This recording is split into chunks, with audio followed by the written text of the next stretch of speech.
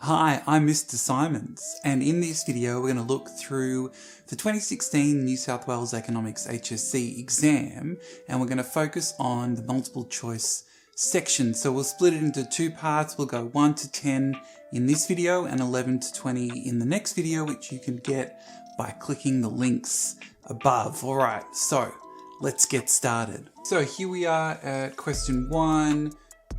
Which of the following is an example of a monetary union? Now that might be a tricky term, but really all we're talking about with this is that that the grouping has got a common currency, and that none of these fit that description. So we can very easily say, okay, that is the EU for question 1. So we roll down to question 2, which says which of the following policies is mainly used. So maybe not only used, but definitely mainly used to manage inflation. So we're really looking at which kind of economic policy is used to control inflation. So which is used to manage prices. Maybe manage prices isn't the best one, but maybe to keep inflation in check is really what we're looking at, and that the main goal of monetary policy is really to manage inflation. That if you look at fiscal policy, it's use of the budget. Competition policy, that's more sort of aggregate supply. And labour market policy, well, that's adjusting labour market conditions and also feeding into aggregate supply. See, all of these will have an effect on inflation, but the one that is used to control inflation, well, that is monetary policy. Okay, so question 3 asks us, which of the following is most likely, right? So all of them may be able to achieve this, but which one is most likely to result in an increased budget surplus? So if I'm thinking about this here, what I might say, okay, is we're really looking at which is going to lead to higher T relative to G. So this could be, so increased T, government spending could stay the same, greater taxation revenue, government spending could fall, or that taxation revenue will increase at a faster rate than government spending. The size of the arrow is just indicative of the speed at which it is rising. So if we look at here, which of the following is most likely to increase the budget surplus? So we're looking at here. So to increase the budget surplus, reduce government spending, yes, and reduce taxation, no. So A is not possible. Increase government spending, look, if it's relative, maybe, so we say maybe, and reduce taxation, no. This is going to increase the deficit or reduce the surplus. Reduce government spending, yes. Increase taxation, seems great. Increase government spending and increase taxation. Now, it's possible, but we don't know the relative rates. We don't know if one is going up faster than the other. So our most likely response is C. Okay, so we're at question 4. Question 4 has been tricky for students in the past, in my experience. So let's see. Let's put a little asterisk next to it. Okay, so other things being equal, which is very helpful, which of the following is most likely to increase? Okay, let's just pause there in terms of the process. And so what we're saying is, okay, so which of the following is most likely to increase? So that is the premise for the question. That is the context that we're working in here. If Australia's major trading partners experience an economic slowdown. So there are a number of different elements in this question, and that what we really want to do is make it as easy as possible. So what we might say is that obviously we've got the Australian economy, but what I might also say is, okay, I'm going to use an example to try and make this as clear as possible in my mind. So what we're saying is that China, their economic growth slows. So that in thinking about how this stuff kind of works and going back to all of your hard work in previous classes, what you might say is, well, what we think is that if China's economic growth slows, and that's the first part of this question, that the second part is likely to be that Australia's economic growth will also slow because of the relationship between these two economies. So if we think about this, what we're trying to figure out though is which of the following is actually going to go up. So what I might do is, if I'm faced with this question, is that for each of these afterwards, I'm just going to write, is it going to go up? Is it going to go down? And I'll put it in green. So Australia's GDP growth, well, that's likely to go down. We want it to be up, so no. Australia's unemployment rate. Well, if growth slows, it's likely that we could see higher unemployment. So Australia's unemployment rate would likely go up. So B is a possibility. Demand for Australia's exports, well, that's likely to go down because China is a major trading partner. So if China slows, that they're actually probably going to want fewer exports. Australia's Consumer Price Index. Now, this is probably one of those red herrings. Local prices, I'm not sure, but I am sure that this is most likely to happen. So I would go with B in this situation. Okay, so one question I get is in terms of drawing graphs and including graphs, and that I would, even in this multiple choice section, look to draw graphs to clarify my understanding where it's relevant. So with question 5, we've got a situation where I think a graph would be pretty useful. So let's go back to blue. So we say a government decides to reduce tariffs on imported goods. Okay, so we're seeing a reduction in tariffs on imports. Okay, so other things being equal, fine, what will be the most likely impact? So what I would do is I would actually highlight this, because it's not like what is the cause of a reduction in tariffs. It is going to be what is the impact here on the domestic economy.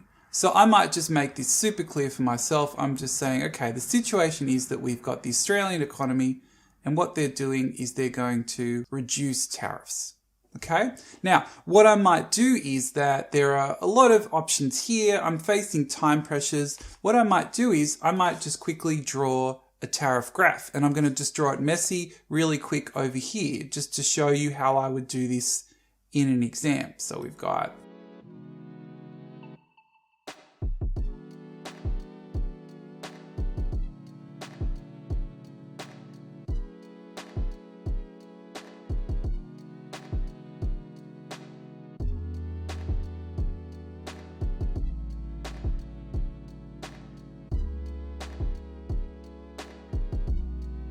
Now, I wouldn't expect you to sort of have different colors and draw all these sorts of things, but I would think it would be useful for you to be able to just include this graph to try and help you understand this question. So what we're saying is that we start at the tariff price.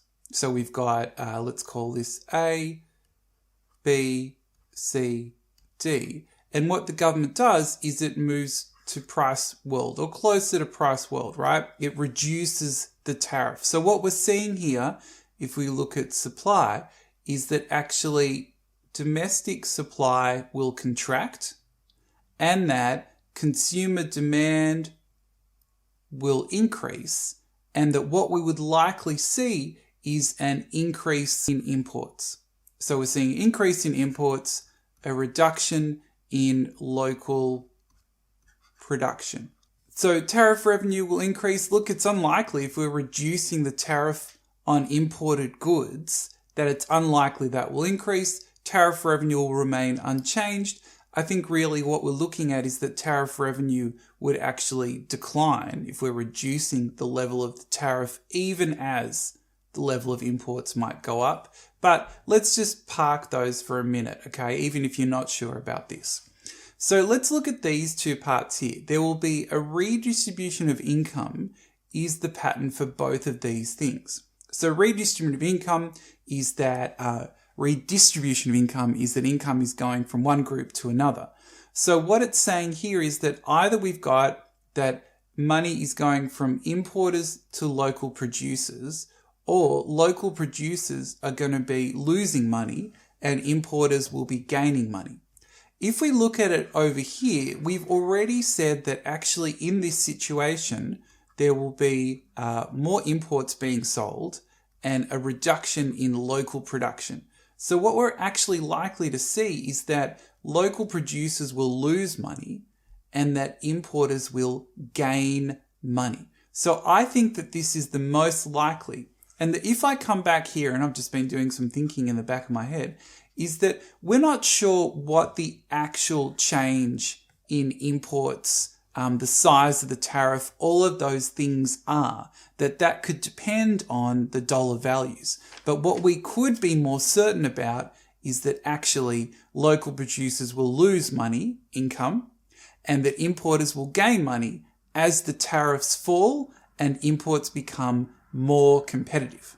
Okay, if you're not sure about that, just drop it in the comments. We can deal with that in a separate occasion. Here we are at question 6, rolling through these questions. So let's go back to blue. So let's say, okay, so we're saying an increase in which? So we're saying, okay, so out of all the things here, we're trying to say which of the following in terms of an increase will most likely change a Gini coefficient from 0.3 to 0.4. Okay, so what we're seeing is that the Gini coefficient is increasing, which means that there is a rise in inequality in this economy. There is a rise in inequality. So if we have a look at these things, any of these things here, we're trying to say, okay, an increase in which of these would then lead to a rise in inequality. So if I look at a rise in company tax rates, that's probably likely to reduce the profits of business owners, and that actually is probably going to reduce inequality because that money could then be redistributed to people on lower incomes. If we see an increase in the GST, well, that is likely to increase inequality. And the reason is that the GST is a regressive tax. And what that means is that low-income earners pay a greater burden of the tax. That a progressive tax is essentially the more that you earn, the greater share of income that you pay in tax. A regressive tax is actually the less you earn, the greater proportion of this tax you pay. Because low-income earners have higher spending rates in terms of their income, so low-income earners tend to consume more of their income, they're actually going to pay a higher percentage of their income in GST. And when we talk about higher consumption, what we're talking about here is we're talking about low-income earners. So I like B as an option, but let's not give up just yet. So if we say we're going to increase marginal income tax rates for high income earners, that's going to reduce inequality because high income earners are going to pay more tax. If we increase the tax rates on the profits of the sale of property, that is actually going to reduce inequality because generally higher income earners will be selling and buying property. So the only thing here that will increase inequality compared to the others would be B. Okay, let's move on. Okay, question 7, we're going to unemployment. So which of the following best describes a person experiencing frictional unemployment? So frictional unemployment, so here I might think about, okay, when I'm talking about frictional unemployment, so I'm talking about people changing jobs, people being between jobs, and that I would actually write this stuff in an exam next to the question to try and clarify what I'm looking for in a pretty stressful situation. So if I'm thinking about, okay, I'm thinking about unemployment that is caused by people changing jobs, that's delta, the symbol for change, people being between jobs. So if I look at 7A, a university student struggle to find work during a recession, that word is my indication because that is very much describing cyclical unemployment. So A is not possible. A summer fruit picker, so a seasonal worker, undertaking full-time training to acquire new skills. So the setup here is not hugely clear, but it seems to me like this fruit picker is leaving their job to go into training. So if they're going full-time training, they would actually be leaving the workforce. So that would not be considered as unemployment at all because this person, this person is not immediately seeking work. So if I've got C, a self-employed worker whose business has shut down and who plans to start a new business. So this seems to me quite a decent definition of someone who is between jobs. So I think that this is a possibility. D says a factory worker who is employed part-time who is actively seeking to increase their hours of work. So that this is a good one here because this person is actually, they're already employed. This can't be considered as unemployment. So our best answer, our best, not the perfect answer, our best one in this context, I think would be C. Okay, let's move on. Okay, so question 8, so the diagram refers to the change in the distribution of income in a hypothetical economy. That's fine. So what I would say here is that, okay, so our movement here is we start at year 1 and we move that way. So that this example, we are moving closer to this line of perfect equality. So actually what's happening is that there is an reduction in income inequality in this economy because we are moving closer to this line of perfect equality. So year 1, we start there. So we might even do, okay, A to B, anything that would help you see that more clearly. So which of the following is most likely to increase? So, okay, we're saying all of these things, we're looking at which of the following is most likely to increase as a result of the change in income. So we're not looking at what's caused this, but we're saying which of the following will increase as a result of. So as a result of the change in income inequality from year 1 to year 2. So what we are saying here is which of these will increase. So which of the answers will increase given the fact that there has been a decrease in inequality. So again, which of the following answers, A to D, would increase because of, given, as a result of the decrease in inequality that the graph has shown us. So if we look at the situation, the ones we got here, so if we look at which of the following is most likely to increase, consumption. Well, if we've got a reduction in inequality, if we've got low-income earners having more income, so there's more income from low-income earners, yes, they are likely to spend more. So that is a possibility, right? If we look at here, labour force mobility, I'm not really sure about that in this context, whether a reduction in inequality would lead to greater labour force mobility, so I might leave that there.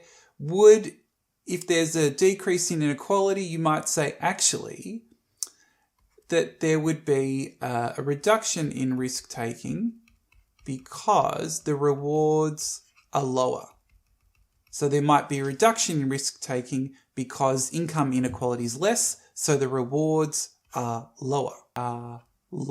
So I don't think that's true. Saving and capital investment. Look, if we have a reduction in inequality, it's probably likely that we would have a reduction in saving as low-income earners spend more, and that capital investment, probably if we align those two, capital investment is a bit of a risk. So if there's a reduction in risk-taking, likely to be a reduction in capital investment as well. So I'm thinking that for here, I would say 8A would be the best go here. You can see here that Nessa agrees on this situation that 8 is A, according to them. So we can be pretty pleased with that. Got a situation here where a government has recently decided to increase the age of retirement. So I would, again, put an example here to make it very clear to myself. So I might say, okay, so it used to be, situation 1, that people could retire when they turned 67. Now, let's say that the government decides that you can only retire when you are 72. So they've increased the age of retirement. So there is an extra 5 years here. So there's an extra 5 years, 5 years extra that people must work. So if we're looking at this situation, if everyone's got to work an extra 5 years, I think we're really going to see higher participation rates. Now, this is even before I've had a look at what the question wants. So now, which of the following are the most likely impacts? So not the causes of this, but the impact. So I might highlight this and I might say, okay, when I'm talking about impacts, I'm really talking about consequences. I promise you that is a cue. So if we go back, get our green pen. Okay, so which of the following are most likely impacts of this decision on the labour force participation rate and taxation revenue? So we've got here this kind of double-barreled question. So what I might say, I'm going to focus my attention here first. And I know that from what I've been thinking that actually participation is going to go up. So I can get rid of these very easily. So I could even go, no, thank you, and no, thank you. So then if I'm thinking about, okay, if labour force participation rate goes up, it's likely that the government is going to get more tax revenue because people are working for longer, paying income tax for longer, and there I would say B is our best bet. Okay, so question 10, we've got a demand graph, which is fine. All things being equal, which of the following is most likely to shift the demand curve? So I would also grab my highlighter and I would say, which is most likely to shift the demand curve? So not what is the consequence. Here we are looking at what is the cause of the increase in demand in the graph, right? What is the cause of this increase in demand? So we're seeing here it's the demand for labor, and we can see that that's the wages, labor. So if we're seeing this shift, and I would physically draw that in, so I'm seeing an increase in demand for labor, which means this is coming from firms. So it's important that our perspective for this question, our perspective on all of these things, is really talking about, for firms, what is going to increase the demand for labour? Because remember, we're looking at the cause, not the consequence. So if I think about the first one, if there's an economic downturn, well, that's going to decrease their demand for labour. If we're looking at an increase in the labour force participation rate, just because people are participating more doesn't mean that firms are likely to increase their demand for labour. Because what if they're all not great workers that have put their hand up? But still, I might put a question mark there. If I've got the establishment of minimum employment standards across all industries, minimum employment standards, that's a kind of regulation. In fact, that is a sort of might be considered an example of a centralized labour market where you've got a situation that a government is putting those kind of requirements on companies, which could actually reduce the demand for labour as it is more expensive and difficult. D, the implementation of a decentralized method. Well, if you make it decentralized, you're going the opposite of centralized. You likely make it easier to hire people. That could increase demand. So I think that the best answer here is that a shift to a more decentralized, flexible method of employment contracts, which will make it easier for firms to hire workers, and which will then make it, which will then likely increase their demand for labour. Okay, so that was questions 1 through 10. If you need to clarify anything, if anything doesn't quite make sense or connect, make sure to put your questions in the comments below. I'll have a link to the exam itself and the marking guidelines in the show notes. Well, I'll see you back for the second part where we go through the remaining 10 questions. Okay, and as always, thank you very much for watching.